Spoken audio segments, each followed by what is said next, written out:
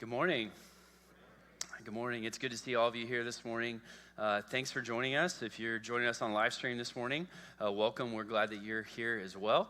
And if you're a guest today, thanks for spending your Sunday morning with us. My name is Ryan Russell. I'm the teaching pastor here. And you have joined us on a really special weekend. As you heard us talk about in the service, we're celebrating this weekend 150 years here at First Temple. Thanks to a lot of you guys for joining us yesterday for our big celebration. It was a big day with a parade. We got lunch on the grounds. We had a worship celebration in the afternoon. It was a special time. We told our 3-year-old that it was the church's birthday. That was the best way that we could just explain that to him. And he asked, well, are we going to sing the church happy birthday? So great question. So Gary caught wind of that yesterday, and we did. All in the 2 o'clock worship service yesterday, we all sang happy 150th birthday to First Temple. It was a special moment. And then he asked afterwards, he said, so is the church going to blow out its candles? I was like, I don't even know how to answer that. So there you go, the mind of a toddler. Well, we hope that you will join us today for lunch on the grounds right after this. Right out these doors, we'll be cooking hamburgers and hot dogs out on the grass. We hope that you will come join us. If you didn't bring anything, I think it's okay. Just come. We've got to have plenty of food, and so we hope that you'll come spend some time with us celebrating. We also want to point out that there is a museum that has been set up sort of commemorating our history. And if you go to the other side of the building, you got to make a few left turns, but on the other side of the building over here, down the hallway, you'll see a museum that celebrates the 150-year anniversary that we've had as a church. There's a lot of cool stories there, cool pictures and artifacts. Make sure you stop by there and check it out. It's going to be set up the next few weeks, actually. We'll keep that up until November 21st. On Sunday morning, what we're doing this month is we are just sharing stories about our church's history. And we're talking about how God has been faithful to this church over the last 150 years. And I hope that has encouraged you as an individual as well. That if God has been faithful to this church for 150 years, then surely he's going to be faithful to you as well. That whatever challenges you go through in life, whatever twists and turns may come, that God will be with you, that he will never leave you or forsake you, and that he will be at your right hand every day for the rest of your life. I hope that you have been getting that. Throughout this series, we've talked about the story about how at the beginning, in 1881, the railroad was building through this area, and our church's building had been destroyed by a cyclone. We had nothing. And the railroad offered our church a plot of land on the original town square of what became known as Temple, Texas. So it was really only by God's grace that we were given another chance and have developed the history that we have that's led us here to today. We talked about a story from the 1990s about how our church baked cookies for every employee in the city of Temple. They baked over 300,000 cookies and delivered them at everyone's place of work. And we also talked last week about the fire in 2010 that devastated our church and burned it down to the ground in our downtown location. And so through this series, we've really been talking about how God has taught us to start, about how he taught us to serve, how he's taught us to suffer. And today we'll talk about how he's teaching us to stay faithful. We want to focus on the modern era, who we've been in the last few years that's made us who we are today and is shaping who we are to become in the days ahead. Our text this morning is in Matthew chapter 5. So if you have a Bible, you can turn with me to Matthew 5. We'll have those verses on the screens as well. These verses come to us from Jesus and from his Sermon on the Mount that he preached, the most famous sermon that Jesus ever gave. In these words, Jesus said to his disciples, but also to those who were listening and looking on as Jesus taught his followers. Jesus said these words, Matthew 5, starting in verse 13. You are the salt of the earth. But if the salt loses its saltiness, how can it be made salty again? It is no longer good for anything except to be thrown out and trampled underfoot. And you are the light of the world. A town built on a hill cannot be hidden. Neither do people light a lamp and put it under a bowl. Instead, they put it on its stand, and it gives light to everyone in the house. In the same way, let your light shine before others, that they may see your good deeds and glorify your Father in heaven. So in this passage, Jesus gives us two images that describe the role that the church is supposed to play in the world, and it's salt and light. When you see salt, think preservation, okay? Now remember that there was no refrigeration in Jesus' days, no refrigerators. Makes me sad to think about the fact that Jesus had no way to keep his Dr. Peppers cool, Makes me really sad. But what he did have was salt, okay? And so salt was used in those days as a preservative for meat or for fish. And what that salt would do is that it would actually slow the decay of that meat or that fish. And so when Jesus looks at his followers and he says, "You are the salt of the earth," what he's saying to us is that we were meant to slow the decay of the world around us, that we were to preserve life.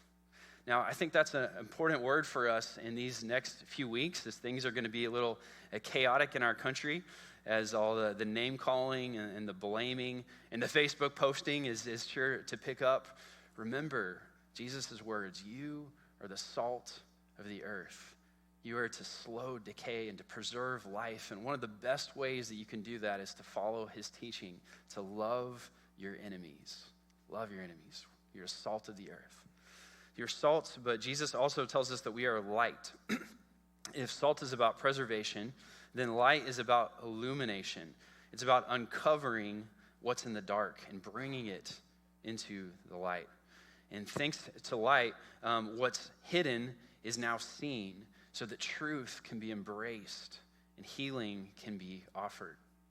And so our theme for this anniversary season has been legacy of light. That we've been tracing that light that can be traced back all the way back to 1874, through every decade, all the way to today. And now it's our turn. It's our turn to share the light that we have with the community around us. Jesus says, "Do not hide that light under a bushel. No, put it on a stand and let it shine, so that all people may see your good deeds and to glorify your Father in heaven." Now, these two phrases that Jesus says, "You are the salt of the earth," and "You are the light of the world," it's easy for us to hear those as individuals and think this is something he's asking me to do. But actually, the word there, "you," is plural. It's y'all, all right? This is good news, everybody. Jesus speaks Texan, okay? Y'all are the salt of the earth, and y'all are the light of the world. And if you think about it, a grain of sand on its own, a grain of salt on its own, does not have much power. A ray of light on its own does not have much impact. But when a bunch of grains of salt come together, wow, they can preserve. And when a lot of light comes together, wow, it can flood a room and drown out the darkness and make a difference. So these are words that Jesus is saying to the church, to us collectively, not just as individuals, that together, that we, his people, are to be salt and light in the world. Now, these two images, these two metaphors that Jesus gives us of salt and light help us understand how we are to impact the culture around us. And there are a couple of temptations that we actually need to resist once we get our mind around what it means to be salt and light. The first is that we have to resist the temptation to isolation, okay? And this is the idea that we would, that's tempting to keep ourselves distant from the world out of fear, and to say, all right, all of you over there, we want to keep to ourselves. We want to seclude ourselves. We want to be in a little bit of bubble. We don't want you to corrupt us, so we're going to stay over here away from the world. That's the first temptation. The second one is sort of the opposite. It's the temptation to domination. And this is the pursuit of power, okay? So that we can be in control and in charge and get to tell everybody what to do and make the world the way that we like it to be. And you notice that salt and light are different from both of these. We've got opposites, isolation and domination. In the middle, Jesus is calling us instead to influence. And notice how salt and light both speak to this soft and subtle way that Jesus is asking us to impact the world, preserving decay, illuminating what's covered in the dark. And notice that if we isolate from the world, then we can't really influence the world. And if we seek to dominate the world, then it's not influence that we're seeking, it's actually just control. And so, different from both extremes, Jesus calls us as salt and light not to be separate from the world and not to control the world, but to influence the world. And I would say that that is probably the hardest of all of three of these. And yet, if our goal is to really help the world get to know the God that we love and we serve, influence is the most effective way to do that. Think for a moment about someone in your life who has been a mentor, or maybe has been a role model, or maybe it's a public figure that you have looked up to, and you say, man, I want to be like that person. Who would that be? And consider that that person has had an influence in your life, not because they were in charge of you, although maybe they were, that the reason that person had influence in your life is because they made an impression on you. There was something about the way that they carried themselves that drew you in, or that wooed you, and so that you respected them, you admired them, you wanted to follow them. And see, that right there, that is the power of influence. And it's a power that comes from within, a power that comes from who we are as people. When we let God work within our life until it spills out from us and starts to impact the world. Jesus says in Matthew 5:16 again, let your light shine before others, that they may see your good deeds and glorify your Father in heaven. It's not isolation. It's not domination. It's influence in soft and subtle ways. It's salt and it's light. I want to spend some time today talking with you about how we are seeking here at First Temple to be salt and light in our community. And I want to talk about this in terms of three categories. The first is property. The second is infrastructure. And the third is ministry. So let's start with property. So last week we shared with you the story about how the fire in 2010 destroyed our downtown building, and the church was left with nothing and had to figure out how to move forward. Fortunately, the year before, in 2009, the church had purchased 138 acres that we're sitting on right here today. And the church had thought that maybe they would do something out here eventually. Maybe they'd start a second campus. They hadn't really figured out exactly what that might look like yet. And so when the fire happened in 2010, it was an amazing thing that they already had the land right here. They had a decision still to make about whether to rebuild downtown or to move out this way. And ultimately, as they prayed and discerned, we decided that we would move out this direction and just let West Temple be our home. Now, the sisters, there were four sisters that sold us this land. They insisted that this 138 acres not be split up, that it be sold to one person or one entity. And so we knew that was going to be more land than we would ever really use. But we moved into this building in 2014, so 10 years ago. And then 6 years later, in 2020, we decided to sell a majority of that land. We sold 80-something of the original acreage. And we have a little chart for you here that shows you a map of that acreage. You can see that there are homes that are being built right behind us out this way and over in the corner as well. When you leave today, you can drive back there. Maybe not all at once, okay? But you can drive back there and you'll notice that there are already probably 100 homes or so that are at various different stages of development. Some of them people have already moved into. And eventually there are plans for there to be an apartment complex over on this side as well. When all is said and done, there are about 600 families. 600 families who are supposed to move into the property that we formerly owned. And we just think that is an amazing opportunity for us to be salt and to be light in our community.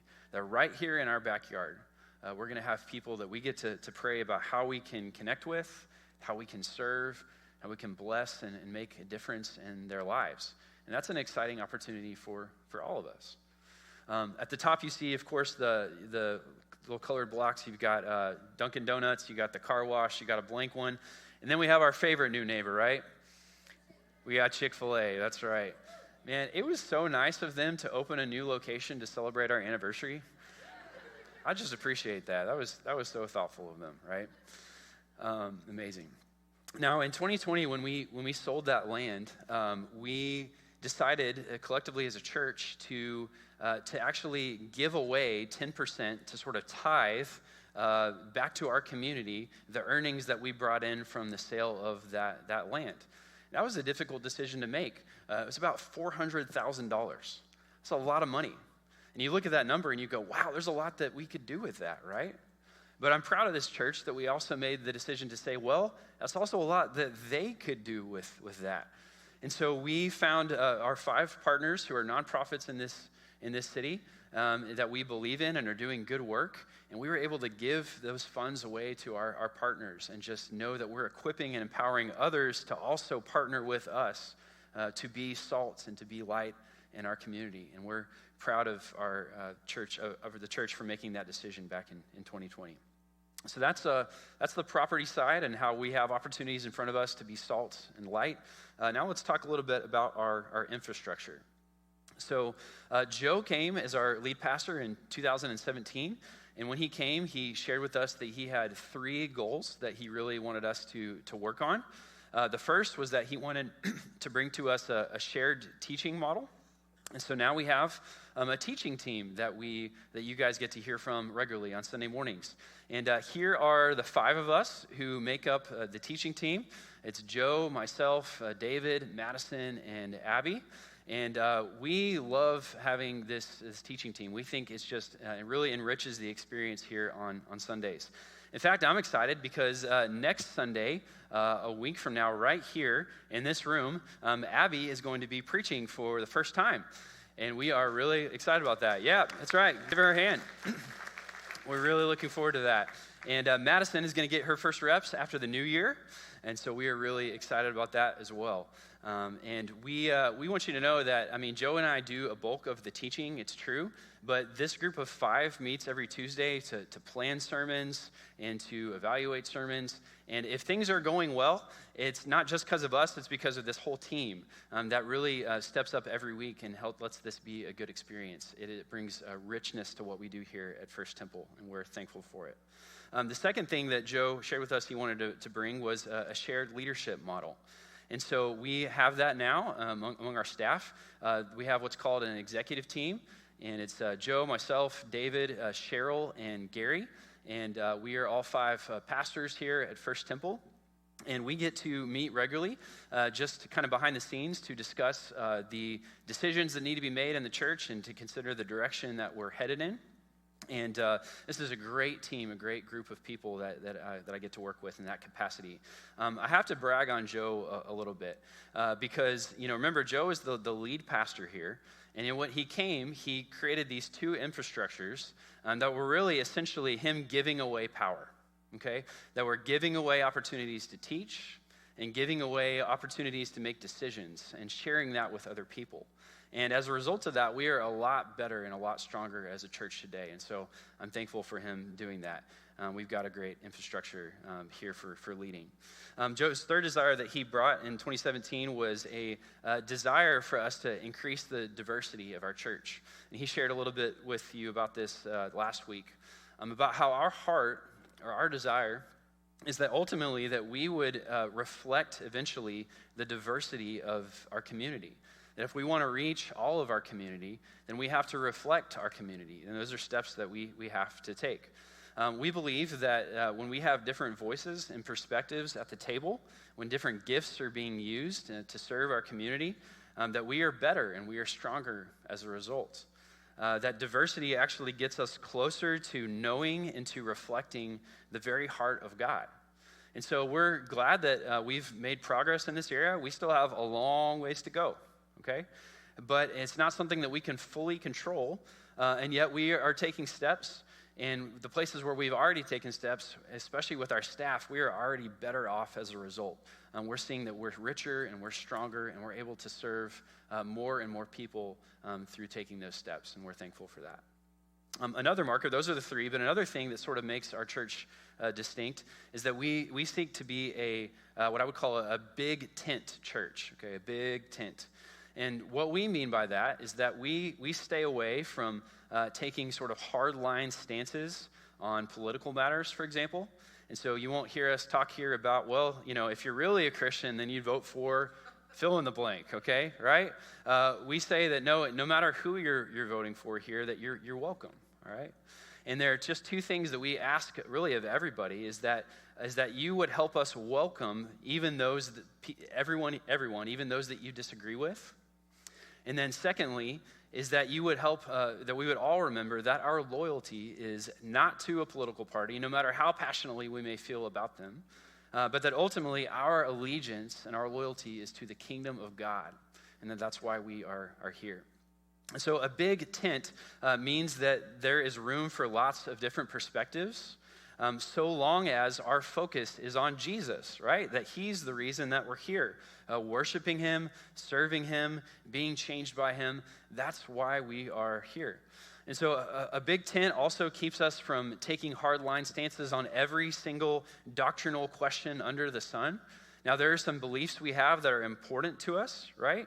We believe that salvation comes from Jesus Christ, but so many other things there's room for disagreement on, and we believe that is really and truly okay.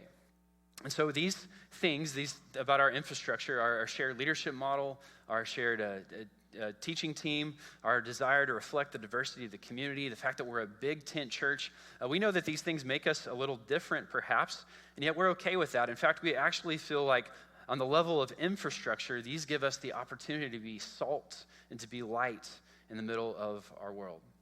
So property, infrastructure, and now let's talk about ministry.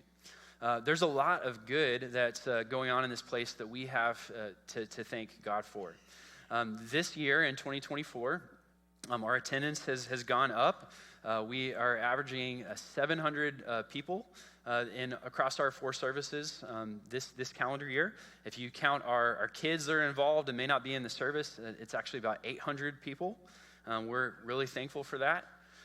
There's a lot of activity going on in this building too. On Sundays, there are about 500 people that are involved in a life group. That's either participating or serving in a life group, all the way from the babies, okay, all the way up to the senior adults. And that 500 is about 63% of the number of people in our services on Sunday, which is great and awesome. Also room to grow, but really encouraging for sure.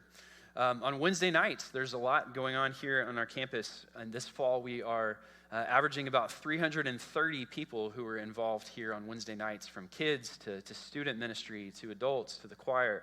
And that's about 47% of the number of people in our services on Sunday, which is awesome.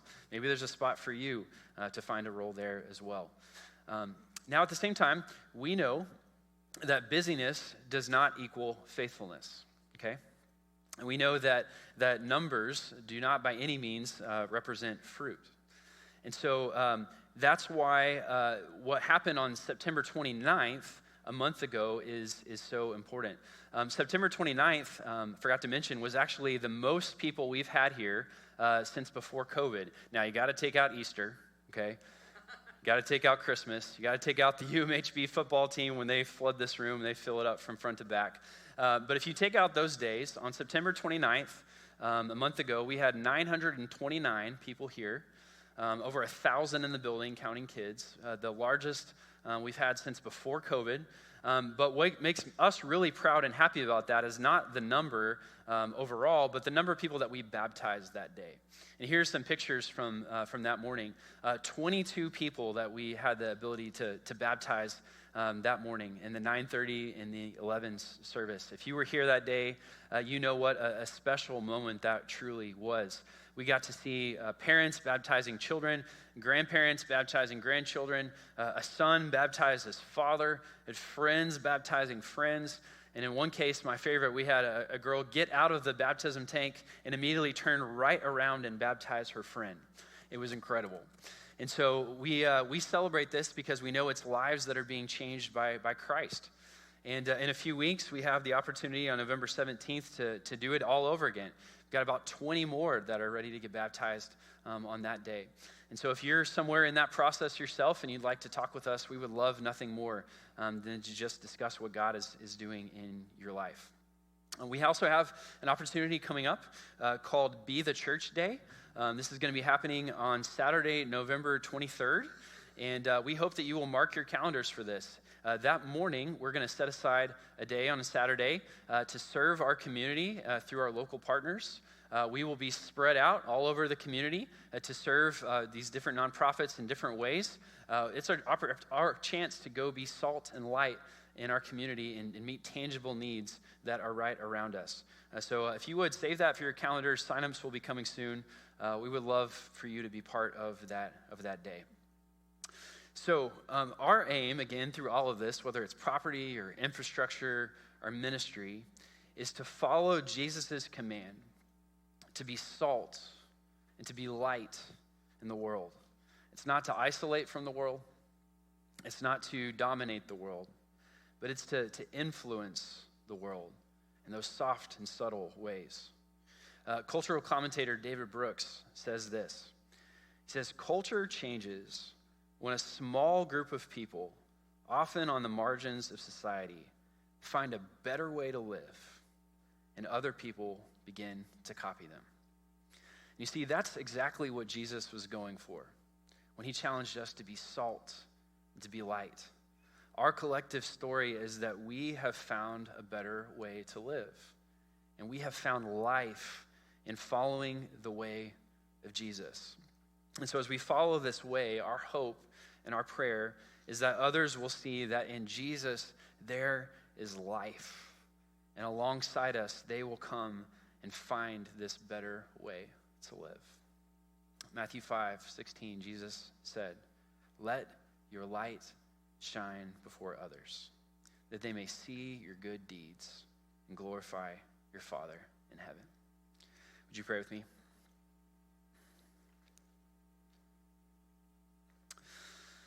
As we pause, I want to invite you just to think about what it may look like for you to be salt and light in your life, in your circles this week.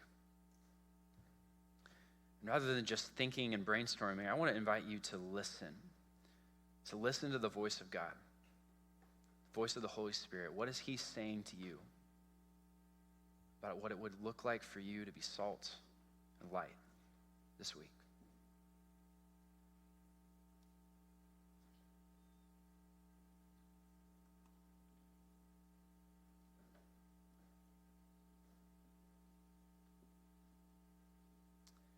And as an idea comes to you, as a person comes to you, as a cause, as an opportunity comes into your mind that God is bringing you, would you just say yes to him? Would you commit to be salt and light in that way this week? God, we love you. We thank you for how you've been faithful to this church for 150 years. So we go forward today knowing that you will be faithful to us as well every step of our journey. God, we want to represent you well.